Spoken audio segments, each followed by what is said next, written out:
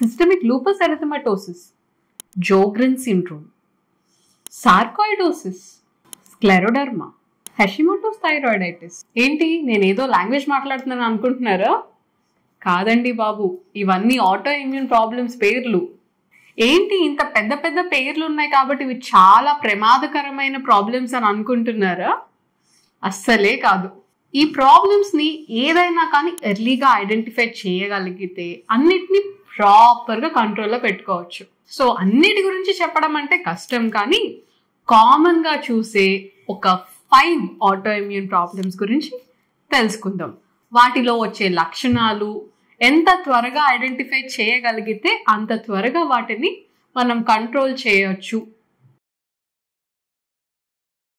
Hello everyone, this is doctor Yogita Channupati from Aarush rheumatology and immunology clinic. మనం చాలా common గా చూసే ఒక auto immune problem rheumatoid arthritis. ఇప్పుడు దీని గురించి తెలుసుకుందాం. ఈ రుమటాయిడ్ ఆర్థరైటిస్ లో ప్రత్యేకంగా జాయింట్స్ ని డ్యామేజ్ చేసే లక్షణం ఉంటుంది. అందుకని చాలా మందికి ఎక్కువగా కీళ్ళ నొప్పులు, వాపులు, అలాగే పొద్దున్నే లేచినప్పుడు సుమారుగా 1 గంట 2 గంటలు చేతులు కానీ కాళ్ళు కానీ పట్టేయడం, ఇలా పూర్తిగా మడతకి రాకపోవడం అనేది చాలా కామన్ గా చూస్తుంటాం. అయితే ఈ రుమటాయిడ్ ఆర్థరైటిస్ ఇది ఒక్క కీళ్ళకు మాత్రమే సంబంధించిన వ్యాధి అనుకుంటే మాత్రం పొరపాటే. ఇది ఈ జాయింట్స్ ని మాత్రమే కాకుండా స్కిన్ మీద కూడా డ్యామేజ్ చేయడం మొదలు పెడుతుంది. ఒక్కొక్కసారి చిన్న చిన్న బొబ్బల్లాగా, ఒక నాడ్యూల్స్ లాగా రావడం జరుగుతుంది. అది కాకుండా ఒక్కొక్కసారి కంటి మీద ఎర్రగా రావడం కానీ, అది నొప్పి పుట్టడం కానీ, స్క్లెరైటిస్ లాగా రావడం కానీ కూడా చూస్తుంటారు. ఇవన్నీ కాకుండా కొంతమందికి ఇవి లంగ్స్ ని కూడా డ్యామేజ్ చేసే అవకాశం ఉంటుంది. వాటిలో ఐఎల్డి అనే ప్రాబ్లం వచ్చే అవకాశం కూడా ఉంటుంది. మరికొంతమందిలో ఇది నరాల్ని కూడా డ్యామేజ్ చేసి ఇబ్బంది పెడుతుంది. కానీ ఇవన్నీ కూడా ఎప్పుడు వస్తాయి అంటే మెయిన్గా జాయింట్స్ని డ్యామేజ్ చేయడం మొదలు పెట్టినప్పుడు దీన్ని కంట్రోల్లో పెట్టుకోకపోతే ఇది నిదానంగా వీటన్నిటికి కూడా వెళ్ళే అవకాశం ఉంటుంది. సో రుమటాయిడ్ ఆర్థరైటిస్ అనేది ఫస్ట్ జాయింట్స్తో స్టార్ట్ అయ్యి జాయింట్స్ని పూర్తిగా డ్యామేజ్ చేసే లోపలే వీటిని కనుక ఐడెంటిఫై చేయగలిగితే అది మనకి మంచిదన్నమాట. మరి వీటిని ఎలా మనం డయాగ్నోస్ చేస్తాము అంటే మనకి బ్లడ్ టెస్ట్లో రుమటాయిడ్ ఫ్యాక్టర్, అలాగే యాంటీ-సిసిపి, ఈ యాంటీబాడీస్ కనుక మన బాడీలో కనుక ఎక్కువ మోతాదులో ఉన్నట్లయితే అవి రుమటాయిడ్ ఆర్థరైటిస్ ఉన్నట్టుగా మనకు అర్థమవుతుంది. ఒక్కొక్కసారి ఒక ఆటో ఇమ్యూన్ సమస్య ఉన్నట్లయితే ఇంకొక ఆటో ఇమ్యూన్ సమస్య వచ్చే అవకాశం కూడా ఎక్కువగా ఉంటుంది. ఎప్పుడు ఎక్కువ సంవత్సరాలు ఈ ప్రాబ్లమ్ని కనుక మనం ఐడెంటిఫై చేయనట్లయితే. సో ఈ ప్రాబ్లంకి మనం ఐడెంటిఫై చేసిన వెంటనే మనం ట్రీట్మెంట్ కోసం కన్వెన్షనల్ డిసీజ్ మాడిఫైయింగ్ మెడికేషన్స్ అంటాం. అంటే ఇవి స్టెరాయిడ్స్ కాదండి, ఇవి మెథోట్రెక్సేట్, లెఫ్లునమైడ్ ఇట్లాంటి కొన్ని మెడిసిన్స్ మనం యూజ్ చేసి ఈ అటాకింగ్ ని మనం పూర్తిగా తగ్గించి నిలిపివేయడం జరుగుతుంది. సో ఈ రుమటాయిడ్ ఆర్థరైటిస్ ఉన్న వాళ్ళల్లో సింపుల్ గా ఇంట్లో తీసుకోవాల్సిన జాగ్రత్తలు ఏంటి అంటే రోజు ఎక్సర్సైజ్ చేయడం వల్ల వాళ్ళ బోన్స్ ని, జాయింట్స్ ని స్ట్రాంగ్ గా ఉంచుకోగలుగుతారు. బ్యాలెన్స్డ్ డైట్ తీసుకోవడం, అలాగే స్మోకింగ్ కానీ ఆల్కహాల్ కానీ ప్రివెంట్ చేయడం, అండ్ ఫుడ్ లో పర్టికులర్గా omega-3 ఫ్యాటీ యాసిడ్స్ కానీ అండ్ తీసుకుంటూ ప్రాసెస్డ్ ఫుడ్ని అవాయిడ్ చేయడం వల్ల ఒక బెటర్ లైఫ్ని అయితే లీడ్ చేయొచ్చు. Second most common auto immune condition పేరు systemic lupus erythematosus. Systemic lupus erythematosus అంటే ఇది ఒక మల్టీ సిస్టమ్ ప్రాబ్లం అన్నమాట. అంటే సింపుల్గా చెప్పాలి అంటే మన తెలుగులో ఇందుగలడు అందులేడని సందేహంబు వలదు అంటారు కదా, ఇందులో కూడా అస్సలే అవసరం లేదు. అన్ని చోట్ల ఇది ఎఫెక్ట్ చేస్తుంది అనమాట ఈ ఆటో ఇమ్యూన్ ప్రాబ్లం అనేది. సో పర్టికులర్గా చూసినట్లయితే ఇది యంగ్ ఫీమేల్స్ అంటే ఆల్మోస్ట్ 20 to 40 years మధ్యలో ఉన్న ఆడవాళ్లలో ఎక్కువగా కామన్గా చూస్తాము. అండ్ చాలా లైఫ్ థ్రెటనింగ్ కూడా. ఈ ప్రాబ్లంలో ఇమ్యూనిటీ మల్టిపుల్ ఆర్గన్స్ని ఎఫెక్ట్ చేస్తుంది. అంటే చాలా మేజర్ ఆర్గన్స్ మనకి heart, lung, kidneys and brain, ఇటువంటి మెయిన్ ఆర్గన్స్ ని కూడా ఎఫెక్ట్ చేసే కెపాసిటీ ఈ SLEకి ఉంటుందన్నమాట. అందులో కూడా పర్టికులర్గా చూసినట్లయితే ఎర్లీగా డయాగ్నోసిస్ అవ్వకపోతే ఈ యాంటీబాడీస్ ఏదైతే ఉన్నాయో అవి కిడ్నీ డ్యామేజ్ అయిపోతే కనుక మనం రిప్లేస్మెంట్ అంటే కిడ్నీ ట్రాన్స్ప్లాంట్ చేసుకోవాల్సి వస్తుంది అనమాట. సో ఈ ప్రాబ్లంకి సిమ్టమ్స్ ఏమేమి ఉంటాయి అని చూసినట్లయితే, 1, ఫేస్ మీద బటర్ఫ్లై ర్యాష్ లాగా వస్తుంది, బటర్ఫ్లై షేప్లో. అండ్ ఈ ర్యాష్ అనేది ఎక్కువగా ఎండలో వెళ్ళినప్పుడు పెరగడం, అలాగే స్కిన్ మీద కూడా కొంతమందికి మచ్చల్లాగా, ఎర్రటి మచ్చల్లాగా వస్తుంటాయి. అది దానితో పాటు నీరసం, చాలా నీరసంగా ఉండడం, ఒక్కొక్కసారి కాళ్ళు స్వెల్లింగ్ రావడం కానీ, జాయింట్ పెయిన్స్ రావడం కానీ, అట్లాగే బ్రెత్లెస్నెస్, ఆయాసం కానీ, ఇట్లాంటి సిమ్టమ్స్ అనేవి మనం కామన్గా చూస్తుంటాము. అలాగే ఈ కిడ్నీ ఎఫెక్ట్ అయిన వాళ్ళలో పర్టికులర్గా ఈ లెగ్ స్వెల్లింగ్ అనేది కూడా చూస్తుంటాం అన్నమాట. సో ఇట్లాంటి సిమ్టమ్స్ కనుక చిన్న ఏజ్లో, ఒక 13 years 15 years ఈ ఏజ్లో వస్తున్నాయి అండ్ ఫీవర్తో పాటుగా వస్తున్నాయి అన్నప్పుడు ఏమనుకుంటామంటే ఇదేదో చిన్న ఇన్ఫెక్షన్ అని చెప్పేసి దానికి ట్రీట్మెంట్ తీసుకుంటాము. అది ఎప్పటికీ తగ్గకపోవడం వల్ల వాళ్ళు యాంటీబయాటిక్ మారుస్తారు, కానీ ఇది ఇమ్యూనిటీ ప్రాబ్లం అయి ఉండొచ్చు అని మాత్రం అనుకోకపోవడం వల్ల ఈ ప్రాబ్లమ్ని లేట్గా ఐడెంటిఫై అయ్యే టైంకి బ్రెయిన్ డ్యామేజ్ అవ్వడమో, కిడ్నీ డ్యామేజ్ అవ్వడమో జరగడం అనేది కామన్గా చూస్తుంటాం. సో ఇది చాలా లైఫ్ థ్రెటనింగ్ కాబట్టి ఇటువంటి సమస్యలు కనుక ఎవరికైనా ఉండి రిపీటెడ్గా ఇబ్బంది పడుతున్నట్లయితే తప్పకుండా ఒక్కసారి రుమటాలజిస్ట్ని కన్సల్ట్ చేయడం చాలా మంచిది. అయితే మనం ఈ ప్రాబ్లమ్ని ఐడెంటిఫై చేయడానికి ANA టెస్ట్, అలాగే C3, C4 urine test, kidney effect అయ్యిందా లేదా అని చెక్ చేసుకోవడానికి క్రియాటినిన్, ఇట్లా ఇవన్నీ కూడా టెస్ట్ చేసి చూసుకొని దానికి తగ్గట్టుగా మనం ట్రీట్మెంట్ అనేది ఇవ్వడం జరుగుతుంది. సింపుల్గా స్కిన్, జాయింట్ ఎఫెక్ట్ అయినట్లయితే ఒకలాగా, అలాగే మేజర్గా లంగ్స్ కానీ కిడ్నీస్ కానీ ఎఫెక్ట్ అవుతున్నాయి అంటే పెద్ద పెద్ద ఇంజెక్షన్స్, బయోలాజిక్స్ ఇట్లాంటివి యూజ్ చేసి మనం ఆ ప్రాబ్లమ్ని పూర్తిగా కంట్రోల్లోకి తీసుకురావడానికి ట్రై చేయడం జరుగుతుంది. ఈ ప్రాబ్లం ఉన్న వాళ్ళు పర్టికులర్గా తీసుకోవాల్సిన జాగ్రత్తలు ఏంటి అంటే ఎండలోకి వెళ్ళినప్పుడు సన్ స్క్రీన్ తప్పకుండా వాడడం, అలాగే ఎక్సర్సైజ్ కంపల్సరీ చేయడం, అండ్ డయట్లో ప్రోటీన్ ఎక్కువగా కాదు తక్కువగాను కాకుండా మోడరేట్ అమౌంట్లో తీసుకోవాలి కిడ్నీ ఎఫెక్ట్ అయినట్లయితే. ఇక మనం మాట్లాడుకోబోయే నెక్స్ట్ ఆటోఇమ్యూన్ కండిషన్ పేరు జోగ్రెన్స్ సిండ్రోమ్.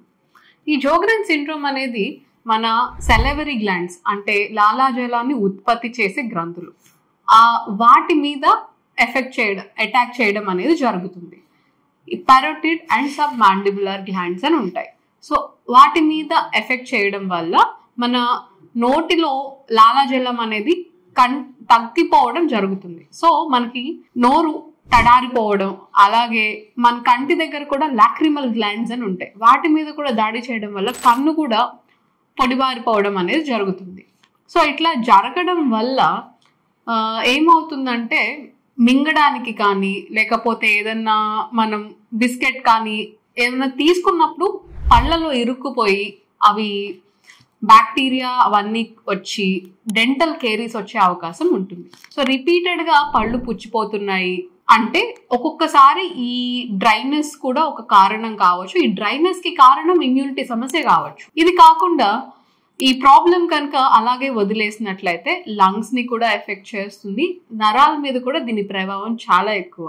ఇంకొంతమందిలో పర్టికులర్గా ఆడవాళ్లలో ఏంటంటే చేతులు కానీ కాళ్ళు కానీ బరువు చేయడము, ఎక్కడికి వెళ్ళినా ఈ ప్రాబ్లం ఏంటి అనేది అర్థం కాదు, ఏమన్నా అంటే నీకేం సమస్య లేదు, నువ్వు ఊరికనే నీకు అలా అనిపిస్తుంది అని అనుకుంటావు అని చెప్తాం జరుగుతూ ఉంటుంది. కానీ ఈ జోగ్రెన్స్ సిండ్రోమ్లో ఈ ఫైబ్రోమయాల్జియా అనే ప్రాబ్లం ఉండడం వల్ల వీళ్ళకి చేతులు కానీ కాళ్ళు కానీ తిమ్మిర్లు ఎక్కడం కానీ బరువు ఎక్కడం కానీ ఇట్లాంటివి చూస్తుంటారు. సో ఇటువంటి సమస్యలు ఉన్న వాళ్ళు కూడా ఒకసారి రుమటాలజిస్ట్ని సంప్రదించడం మంచిది. అయితే మరి దీన్ని ఐడెంటిఫై చేయడం ఎలాగా అంటే రోలా అని ఒక 2 డిఫరెంట్ యాంటీబాడీస్ ఉంటాయి, SSA SSB అని చెప్పి. సో ఆ యాంటీబాడీస్ ని మనం ఐడెంటిఫై చేస్తే బ్లడ్ లో దాని సంబంధించిన ఎఫెక్ట్స్ ని మనం నల్లిఫై చేయడానికి మనం మెడిసిన్స్ అనేవి స్టార్ట్ చేసుకోవచ్చు. అయితే ఈ ప్రాబ్లం కనుక యంగ్ ఏజ్ లో 20 to 40 years మధ్యలో ఉన్న వాళ్ళలో కనుక ఉన్నట్లయితే అది ఒక్కొక్కసారి ఫర్టిలిటీ ఇష్యూస్ ని కూడా కాజ్ చేస్తుంది. అదొక్కటే కాకుండా ఈ యాంటీబాడీస్ ఏవైతే ఉన్నాయో అవి బేబీ యొక్క హార్ట్ ని కూడా డ్యామేజ్ చేయగలిగే కెపాసిటీ ఉంటుంది అన్నమాట. సో అందుకని ఇట్లాంటి ప్రాబ్లమ్స్ కనుక యంగ్ ఏజ్ లో ఉన్నట్లయితే ప్రెగ్నెన్సీ టైంలో కూడా రుమటాలజిస్ట్ ని సంప్రదించడం చాలా అవసరం. ఇకపోతే ఈ ప్రాబ్లమ్స్ కి కూడా మనకి సింపుల్ మెడిసిన్స్ మెథోట్రెక్సేట్ కానీ, MMF కానీ, అజథాయోప్రిన్ కానీ, డిపెండింగ్ మనకి ఆర్గాన్ ఏం ఎఫెక్ట్ అవుతుంది, ఎంత ఇబ్బంది ఉంటుంది అనే దాన్ని బట్టి మనం ట్రీట్ చేయడం అనేది జరుగుతుంది. ఈ ప్రాబ్లమ్ ని కనుక మనం ఎర్లీగా ఐడెంటిఫై చేసినట్లయితే నోరు పూర్తిగా పొడిబారకుండా చూసుకోగలుగుతాము. సో దానివల్ల ఏంటి అంటే మనం ఎంతో కొంత నార్మల్ గ్లాండ్ ని ప్రిజర్వ్ చేయగలుగుతాం. ఇక దీనిలో మనం తీసుకోవాల్సిన జాగ్రత్తలు ఏంటి అంటే, కన్ను ఎప్పుడైతే పొడిబారిపోతుందో దాని కార్నియా అనేది డ్యామేజ్ అయ్యే అవకాశం ఎక్కువగా ఉంటుంది. సో హైడ్రేషన్ అనేది చాలా అవసరం అన్నమాట. సో కంటిలో ప్రతి 2 hours కి 3 hours కి డ్రాప్స్ వేసుకోవడము, అలాగే డెంటల్ చెకప్స్ కి రెగ్యులర్ గా వెళ్ళడం. ఎందుకనంటే మనం తీసుకునే ఫుడ్ పార్టికల్స్ అనేవి పళ్ళల్లో ఇరుక్కుపోయి అవి పుచ్చిపోయే అవకాశాలు ఎక్కువగా ఉండి దాని నుంచి ఇన్ఫెక్షన్స్ వస్తాయి. కాబట్టి వాటిని రెగ్యులర్ గా హైజీనిక్ గా మెయింటైన్ చేసుకోవడం అనేది చాలా అవసరం. ఇవన్నీ కాకుండా రెగ్యులర్ గా మెడిటేషన్ కానీ, యోగా కానీ, హైడ్రేషన్ మెయింటైన్ చేయడం కానీ తీసుకోవాల్సిన జాగ్రత్తలు. నెక్స్ట్ ఆటో ఇమ్యూన్ కండిషన్ పేరు సోరియాటిక్ ఆర్థరైటిస్. సోరియాసిస్ మనం చాలా కామన్ గా వింటాం, కానీ ఇదేంటి సోరియాటిక్ ఆర్థరైటిస్ అని అనుకుంటున్నారా? చాలా మంది టెస్టులు చేయించినప్పుడు మా టెస్టులు అన్నీ నార్మల్ గానే ఉంటున్నాయి మేడం, కానీ మాకు నొప్పులు మాత్రం తగ్గట్లేదు అంటుంటారు. సో అంటే అన్ని టెస్టులోనే మనకు తెలుస్తాయా అంటే కాదు. మనకి బ్లడ్ టెస్ట్ లో దొరకని ఒక ఆర్థరైటిస్ ఇది సోరియాటిక్ ఆర్థరైటిస్. అందరికీ కూడా సోరియాసిస్ ఉన్న వాళ్ళకి వస్తుంది అని కాదు, సోరియాసిస్ స్కిన్ ప్రాబ్లం లేకపోతే సోరియాటిక్ ఆర్థరైటిస్ ఉండదు అనేది కూడా కాదు. సో ఈ స్కిన్ ర్యాషెస్ అనేవి కామన్ గా మనం చూసే ప్లేసెస్ ఏంటి అంటే స్కాల్ప్ లో చూస్తాము, అలాగే ఎల్బోస్ దగ్గర చూస్తాము, అలాగే నీస్ మోకాళ్ళ దగ్గర చూస్తాము. సో ఈ ర్యాషెస్ అనేవి వైట్ స్కేలీ థిక్ గా ఉంటాయి అన్నమాట. వాటికి మనకి దురద వచ్చినప్పుడు బ్లడ్ అనేది బ్లీడింగ్ అవడం కూడా చాలా కామన్ గా చూస్తుంటాము వీటిలో. సో ఇలాంటి స్కిన్ ర్యాషెస్ కనుక ఉండి దాంతో పాటు కనుక జాయింట్ పెయిన్స్ ఉన్నాయి, లేదంటే చేతులు వాయడం, అంటే వేలు పూర్తిగా వాస్తుంది అనమాట, ఏదో ఒక కణితి దగ్గర వాయడం కాకుండా. ఈ సోరియాటిక్ ఆర్థరైటిస్ లో మనకి జాయింట్ పెయిన్, స్వెల్లింగ్, అలాగే స్టిఫ్నెస్ అనేవి మనం కామన్ గా చూసే సిమ్టమ్స్. సో ఈ సిమ్టమ్స్ ఉన్నప్పుడు మనకి బ్లడ్ టెస్ట్ చేసినప్పుడు ఏమేం పాజిటివ్ ఉంటాయి అంటే ఏమీ ఉండవు. రుమటాయిడ్ ఫ్యాక్టర్ కానీ, యాంటీసీసీపీ కానీ ఇవన్నీ నెగటివ్ ఉన్నప్పటికీ ఇన్ఫ్లమేషన్ మార్కర్స్ మాత్రం మనకి ఎలివేట్ అయి ఉంటాయి, అంటే ESR CRP. So ESR CRP ఎక్కువగా ఉండి రుమటాయిడ్ ఫ్యాక్టర్ కానీ, యాంటీసీసీపీ కానీ, ANA కానీ ఏదైనా కానీ నెగటివ్ ఉంది, ఇలా వాపులు ఉన్నాయి అండ్ సోరియాసిస్ లాంటి స్కిన్ లీషన్స్ ఉన్నాయి అంటే దాన్ని మనం సోరియాటిక్ ఆర్థరైటిస్ అని అనటం జరుగుతుంది. సో ఈ ఆర్థరైటిస్ ఉన్నవాళ్ళు స్కిన్ కేర్ ఎక్కువ తీసుకోవడం చేయాలి. అలాగే మెడిసిన్ ప్రాపర్గా యూజ్ చేస్తూ ఎక్సర్సైజ్ అనేది ప్రాపర్గా చేయడం, అలాగే స్ట్రెస్ మేనేజ్మెంట్ ప్రాపర్గా చేయడం అనేది చేయాలి. Next common auto immune problem Hashimoto's thyroiditis. మనం అందరం కామన్గా నాకు థైరాయిడ్ ప్రాబ్లం ఉంది అని అంటుంటాం. మనం మాట్లాడేది హైపోథైరాయిడిజం గురించి. అయితే థైరాయిడ్ ప్రాబ్లంలో కూడా ఇమ్యూనిటీ రిలేటెడ్ ప్రాబ్లమ్స్ ఉంటాయి. దాన్ని మనం హాషిమోటోస్ థైరాయిడైటిస్ అంటాం. అంటే మన ఇమ్యూనిటీ పోయి మన థైరాయిడ్ సెల్స్ మీద అటాక్ చేసి వాటిని డ్యామేజ్ చేయడం వల్ల అవి థైరాయిడ్ హార్మోన్ అనేది తక్కువగా ప్రొడ్యూస్ చేయడం అనేది జరుగుతుంది అన్నమాట. మరి ఈ యాంటీబాడీస్ని ఏమంటాము అంటే యాంటీ టీపీఓ అంటే యాంటీ థైరోపెరాక్సిడేజ్ యాంటీబాడీస్, అలాగే యాంటీ టీజీ అంటే యాంటీ థైరోగ్లోబులిన్ యాంటీబాడీస్. సో ఈ యాంటీబాడీస్ కనుక మన బాడీలో కనుక ఎక్కువ ఉన్నట్లయితే ఈ ప్రాబ్లమ్ని మనం హషిమోటోస్ థైరాయిడైటిస్ అంటాం.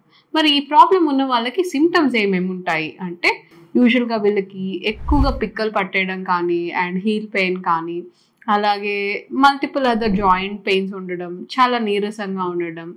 సో ఈ సిమ్టమ్స్ అనేవి మనం కామన్గా చూస్తుంటాం. స్లీప్ డిస్టర్బెన్స్, హెయిర్ ఫాల్ ఇట్లాగా.